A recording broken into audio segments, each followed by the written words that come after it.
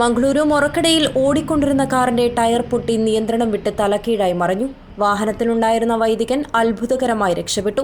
ബൊണ്ടൽ saint Lawrence shrine and church വികാരി father Andrew Leo ഡിസൂസിയാണ് അപകടത്തിൽ നിന്നും തലനാരിഴയ്ക്ക് രക്ഷപ്പെട്ടത്.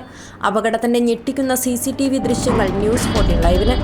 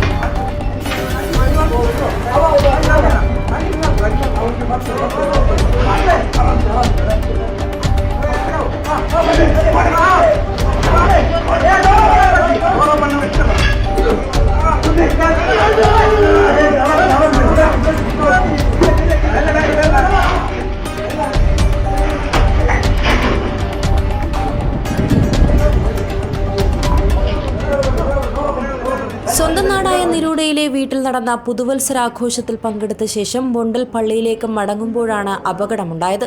മറക്കടയിൽ വെച്ച് കാറിന്റെ ടയർ പൊട്ടിത്തെറിച്ചതിനെ തുടർന്ന് വാഹനത്തിന് നിയന്ത്രണം നഷ്ടപ്പെടുകയായിരുന്നു. കാർ റോഡിൽ നിന്ന് തെന്നിമാറി റോഡിന് താഴെയുള്ള ഒരു വീടിന്റെ മുറ്റത്തേക്ക് മറിഞ്ഞു വീഴുന്നതായി CCTV ദൃശ്യങ്ങളിൽ കാണാം.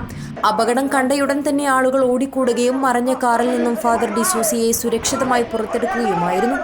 അപകടം ഭീകരമായിരുന്നെങ്കിലും ഫാദർ ഡിസൂസ ഗുരുതരമായ പരിക്കുകളില്ലാതെ അത്ഭുതകരമായി രക്ഷപ്പെടുകയായിരുന്നു. ദൈവകൃപ ഒന്നുകൊണ്ട് മാത്രമാണ് ഇത്രയും വലിയൊരു അപകടത്തിൽ നിന്ന് താൻ രക്ഷപ്പെട്ടതെന്ന് ഫാദർ ഡിസൂസ പറഞ്ഞു. News 14 live, Kasaragod.